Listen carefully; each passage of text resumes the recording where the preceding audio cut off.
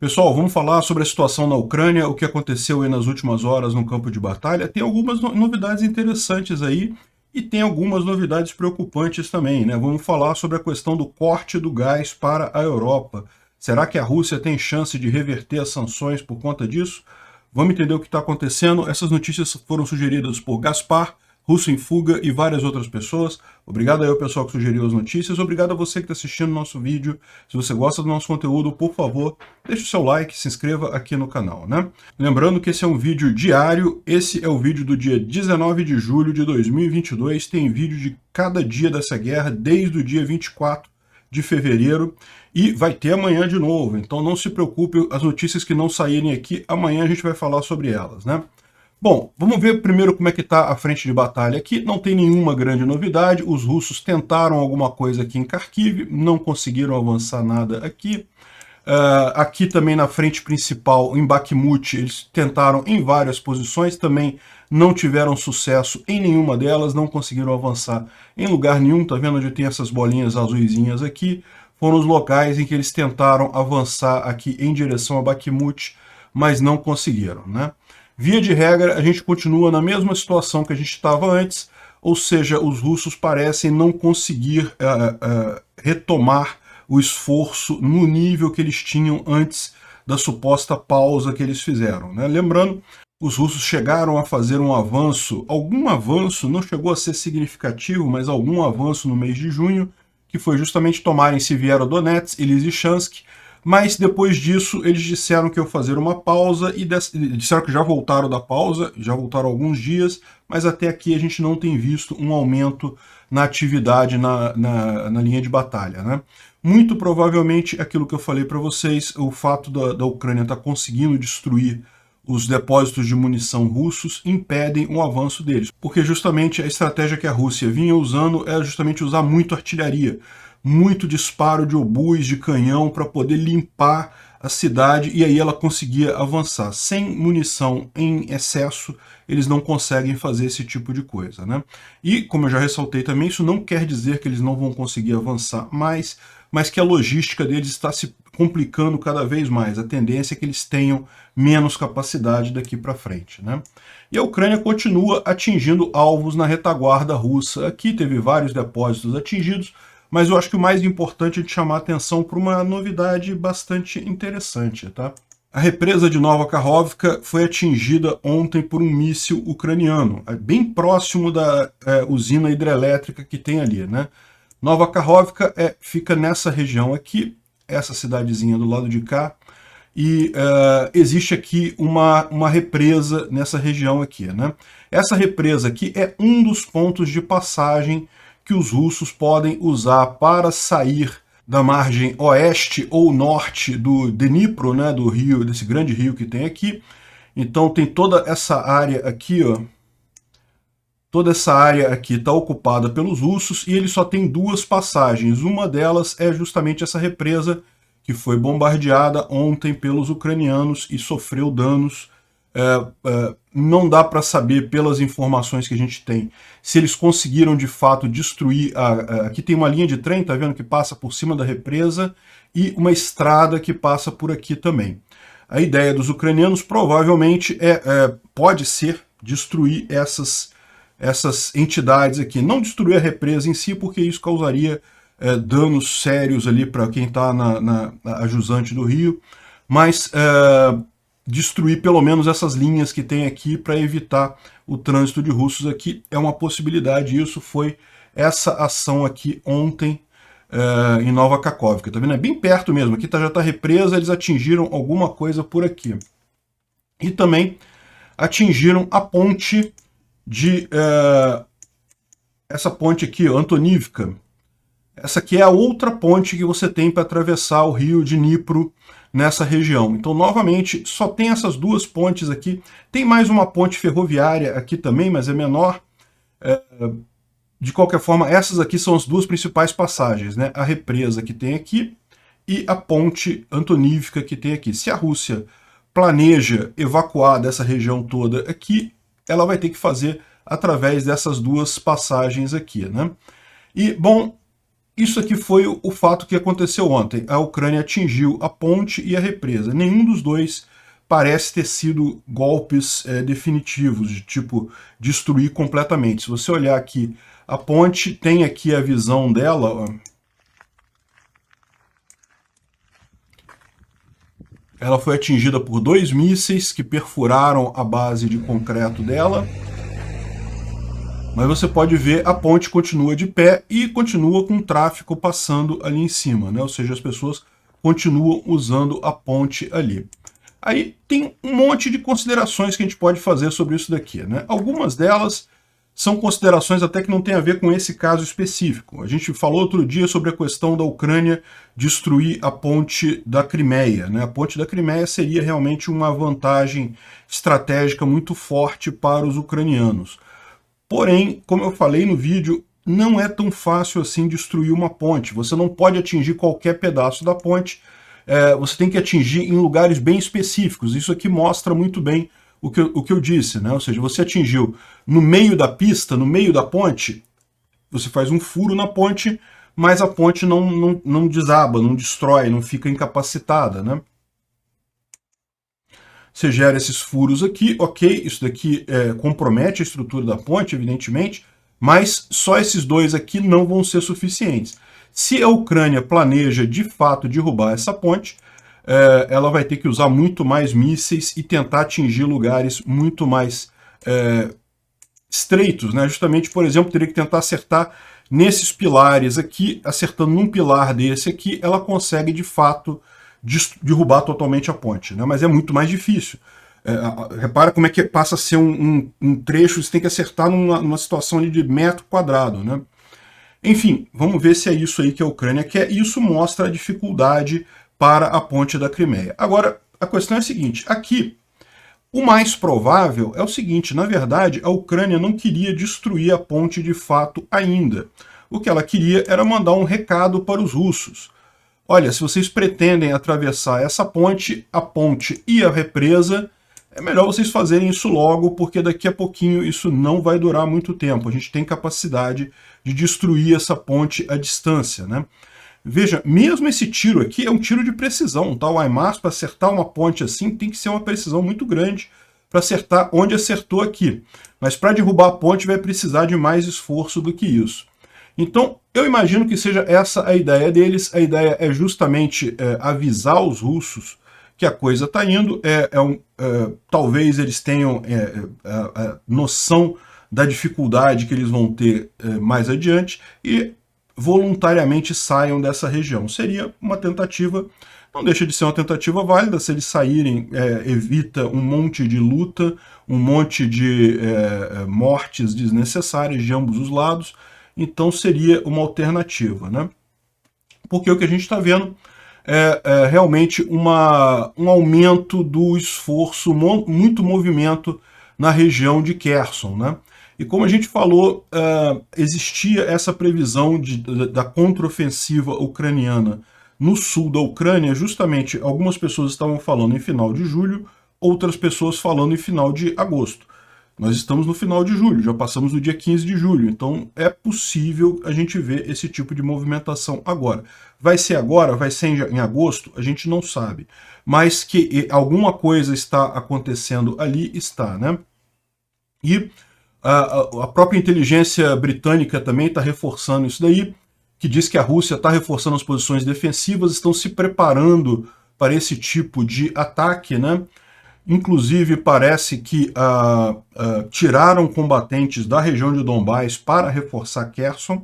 Isso significa que a Rússia está realmente levando a sério essa possibilidade dessa contraofensiva na região de Kherson agora, né? E daí você fica com essa imagem, realmente, os ucranianos atingiram justamente os 2 pontos que dá para eles saírem desta região, né? E, lógico, também é interessante para impedir reforço nessa região. Então, se a Ucrânia realmente, digamos, os russos não entenderam o recado, não aceitaram o recado, não saíram da região, os ucranianos podem perfeitamente destruir essa ponte, destruir o acesso à represa. A represa em si não é interessante destruir, mas destruir o acesso a ela certamente. E isso impediria que os russos reforçassem as tropas que estão aqui nessa região. O rio de Dnipro aqui é um rio grande para fazer a travessia. Não é que seja impossível, existem maneiras de se fazer, mas é muito mais complicado sem essas pontes, né? E no final das contas, daí toda essa tropa russa que fica do lado de cá vai ficar presa aqui sem reforço da tropa principal. É quase uma pinça, como os russos tentaram fazer lá em Donbás, né? Aqui também seria feito pelos ucranianos, mas a coisa está promissora realmente, né? Uma outra coisa interessante que foi divulgada ontem foi a lista de áreas possíveis de bombardeio ucraniano na Crimeia. Lembra, a Crimeia é essa ilha aqui no sul, né, que foi tomada pelos russos, e agora estão chegando os ATACMS, que são aqueles mísseis com capacidade de atingir até 500 quilômetros, ou seja, toda essa ilha passa a ser possível de ser bombardeada pelos ucranianos. A gente já falou ontem, os russos já tiraram vários navios aqui de Sevastopol e passaram aqui para Novorossiysk, que é esse outro porto militar que tem do lado de cá, no território russo. Mas ainda existem uma série de ativos militares na ilha, né? E daí o pessoal aqui fez a conta de onde é que está a coisa, e eles estão fazendo até um alerta que, atenção, você ucraniano, porque tem muito ucraniano que mora na Crimeia ainda, né? A Crimeia, ela foi tomada pelos russos, mas tem um monte de ucraniano ali dentro. Então eles estão avisando, olha só, essas áreas vermelhas aí são as áreas que podem sofrer ataque da Ucrânia se você morar numa dessas áreas. Se você estiver próximo de uma dessas áreas, é bom você tentar não ficar nos próximos dias por aí, porque isso pode não fazer bem para a sua saúde, né? Enfim, essa é basicamente a situação militar que está lá. A gente tem agora outras informações aqui. Ontem saiu uma conversa do Grupo Wagner, né? O Grupo Wagner são aqueles mercenários que lutam a favor da Rússia, a favor do Putin, né? E daí eles fizeram um longo lamento num Telegram, lá num site deles lá. Aqui está a tradução, tem a versão em russo original aqui.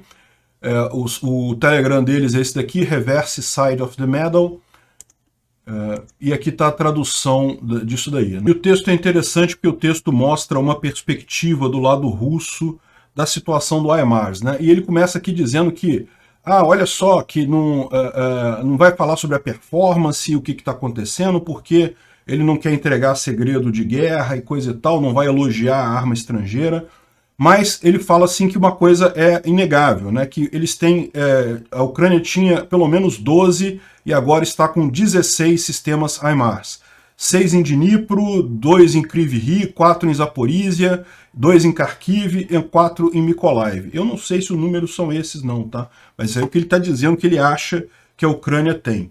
E com relação à efetividade dos sistemas, eu não vou entrar em muitos detalhes, mas parece claro que eles estão conseguindo atingir locais muito importantes, com muita precisão. Eles não estão atingindo campo de batalha, não estão mirando as tropas na frente de batalha, mas mesmo com as defesas antiaéreas derrubando 1/3 dos mísseis dos HIMARS, o resto consegue causar o dano necessário do lado deles, né?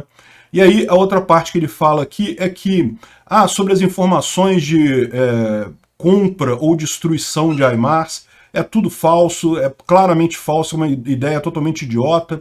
Ele viu uma notícia dizendo que os russos teriam comprado um HIMARS das forças ucranianas, e ele fala que é uma idiotice, isso não tem lógica nenhuma, e que no final ele termina aqui, ó, uma boa parte dos problemas, dos nossos problemas, é devido a essa mania de mentir para nós mesmos, né? Ele termina falando isso aqui, né? E também sobre a destruição do HIMARS, ele fala que não foi destruído nenhum HIMARS ainda, que pode ter certeza que quando for destruído vai ter evidência à vontade, vai ter filmagem, vai ter foto, vai ter tudo. A Rússia não vai deixar passar essa oportunidade no dia que eles identificarem realmente um HIMARS e conseguir destruir. O que tem na internet hoje é falso. Drone propositalmente longe para pegar um outro caminhão qualquer e dizer que é um HIMARS e esse tipo de coisa, né? Enfim, é interessante ver essa perspectiva do lado deles, né? Realmente o HIMARS está fazendo diferença do lado de lá e os próprios caras percebem essa mania russa de mentir sobre tudo, né? Bom, e outro efeito que está tendo o HIMARS também é com relação ao Kadyrov. Vocês lembram do Kadyrov, aquele maluco que, do checheno, né? Que não é checheno, ele é o agente russo, o agente do Putin na Chechênia, né? Enfim, ele está querendo agora defesas antiaéreas para a Chechênia, porque ele está ficando preocupado, né? Ele sabe que lá na Chechênia existe muita gente que ainda quer a independência da Chechênia e, por conseguinte, não gosta do Kadyrov, né? Então ele está preocupado, agora ele quer sistemas antiaéreos lá na Chechênia para proteger eles contra os HIMARS e outros milagres dos equipamentos militares americanos, né? Esse cara é uma piada. Ninguém leva a sério o Kadyrov, mas eu não duvido que ele tenha ficado impressionado com o HIMARS, né? Realmente todos nós ficamos. Bom, uma outra boa notícia que a gente teve que a União Europeia aprovou mais 500 milhões de euros de armas para a Ucrânia, exatamente no dia que a Rússia comunicou que não vai fornecer gás por tempo indeterminado para a Europa, né? E esse corte de gás para a Europa tem algumas mensagens importantes. Primeiro, é lógico, eles não dizem que estão fazendo isso para punir a Europa ou qualquer coisa que seja. Esse tipo de mensagem, se for passado, vai ser passado por vias secretas, né, por acordos diretos, por telefonemas diretos. Para o público em geral, eles alegaram força maior, diz que tem circunstâncias extraordinárias que impedem o fornecimento de gás, e basicamente está cortando todo o gás, pelo menos para a Alemanha, certamente, e provavelmente, e veja, o Nord Stream 1 está totalmente parado, e pode ser que não volte a funcionar em momento algum. Agora, é lógico, todo mundo sabia que a Rússia iria usar o gás como arma nessa guerra. A grande novidade, a grande informação que você tem aqui é que eles estão usando o gás no verão. Repara, isso é um problema, isso aí certamente não era o plano russo de usar. Seria muito mais efetivo para eles usarem o gás como uma arma no inverno. Porque, embora, eu sei, no verão também você tem a questão de gerar energia elétrica para atender a demanda por ar-condicionado na Alemanha, mas certamente é muito menos gasto nesse sentido do que no inverno para aquecer. Existe a possibilidade de pessoas morrerem de calor? Sim, existe muita gente que morre de calor. Mas morrer de frio é muito mais comum. O número de pessoas que morrem de frio é muito mais comum. Se não tiver aquecimento, a situação é muito mais complicada. Ou seja, o fato da Rússia estar usando essa arma deles, que seria um trunfo, assim, uma coisa excepcional, a maior arma que a Rússia tem contra a Europa, o fato dela estar usando agora, no momento que ela seria o menos efetiva, eu não estou dizendo que não vai machucar a Alemanha, não, tá, vai ser complicado, a Alemanha vai cortar um dobrado aí sem gás da Rússia, muitas fábricas até de produtos químicos devem parar, você vai ter racionamento de energia, vai ser uma coisa muito complicada na Alemanha, não tenha dúvida, mas seria muito mais complicado no inverno. O fato do Putin estar usando essa arma agora implica que ele sabe que essa guerra não vai durar até o inverno, não vai durar até o final do ano, ou que a Rússia não aguenta as sanções mais. E isso foi algo que a gente falou lá atrás. Eu falei, olha só, a Rússia não vai aguentar as sanções no verão. O verão, as sanções estão destruindo a economia russa e vai chegar um ponto que não vai ser possível mais ela continuar convivendo com isso. E a alternativa que ela vai ter vai ser abandonar essa guerra. Está óbvio o que o Putin está querendo com essa jogada. Ele quer forçar o levantamento das sanções, ou quer sentar para negociar as sanções, negociar um cessar-fogo, negociar sanções e pronto, a gente resolve, volta a dar o gás para a Europa. É isso que ele quer. Mas é o que eu falo.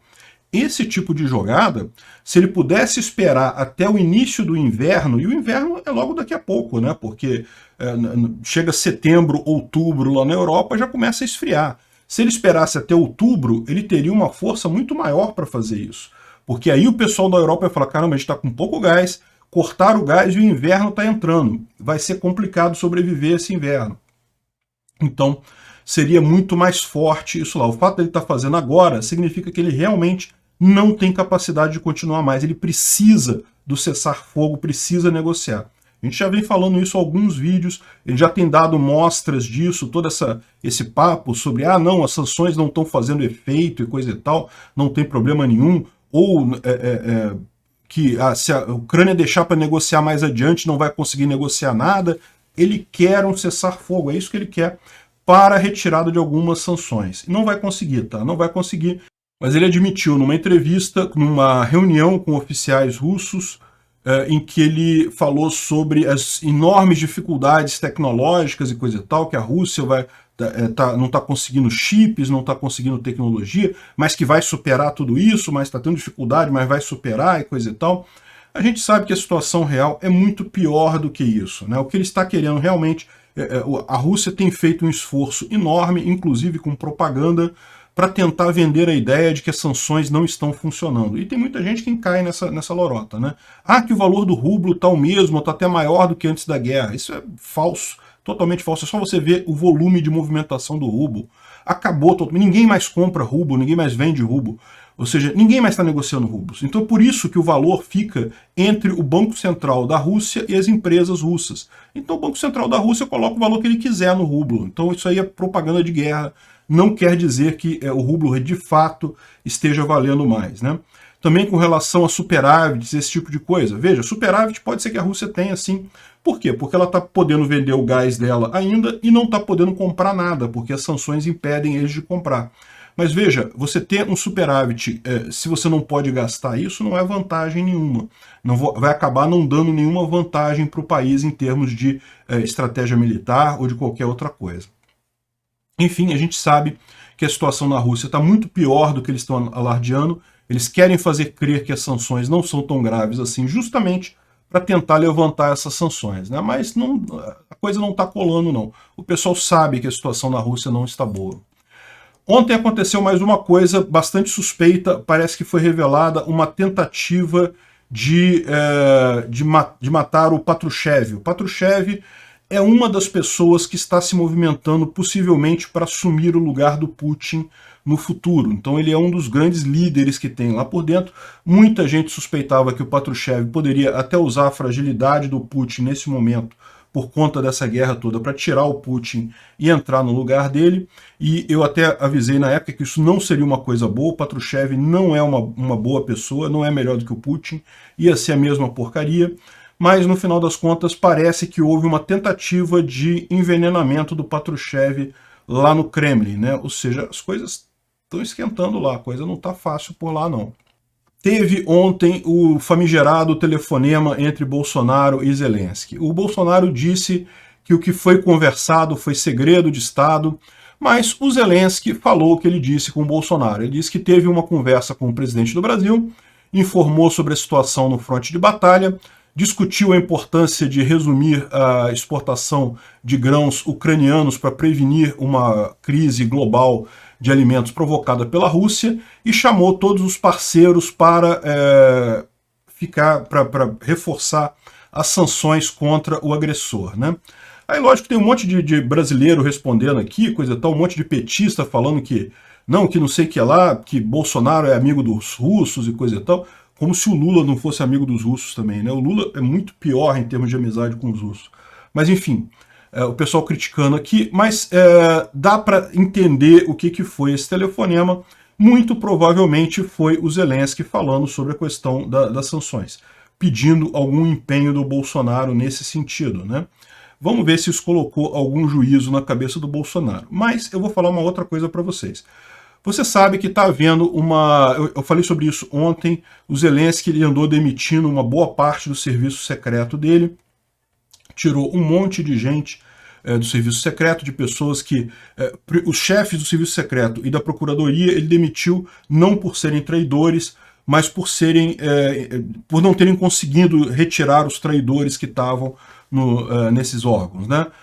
E ele também expulsou 28 pessoas do serviço secreto ucraniano por ligação com os russos, né? E ontem, além dessa mensagem aqui, o Zelensky fez um pronunciamento. E nesse pronunciamento ele falou que também falou com o Bolsonaro acerca das motivações dele para fazer essa limpeza. Explicou por que fez essa limpeza. E eu não duvido nada que tenha rolado alguma informação privilegiada aqui para o Bolsonaro acerca dos agentes russos aqui no Brasil. Não seria nada surpreendente, tá? Eu não tenho nenhuma base para dizer que foi isso, o Zelensky não deixou isso claro de forma alguma, mas não me surpreenderia que ele tenha aproveitado e passado. Ele deu a entender isso na forma como ele falou, no pronunciamento, aqui não, mas no pronunciamento que ele fez, né? E eu não duvidaria nada dele estar falando sobre justamente essas pessoas no próprio governo brasileiro que estariam agindo para afastar Bolsonaro da Ucrânia, do Ocidente e aproximar ele dos russos, né? Bom, vamos ver se Bolsonaro muda o comportamento dele a partir de aqui. Obrigado por assistir o vídeo até o final. Além de curtir, compartilhar e se inscrever no canal, considere se tornar patrocinador com valores a partir de R$ 1,99. Clique no botão Seja Membro abaixo para saber as condições e vantagens de patrocinar o canal. Mais informações sobre o nosso projeto, visite nossos sites indicados na tela.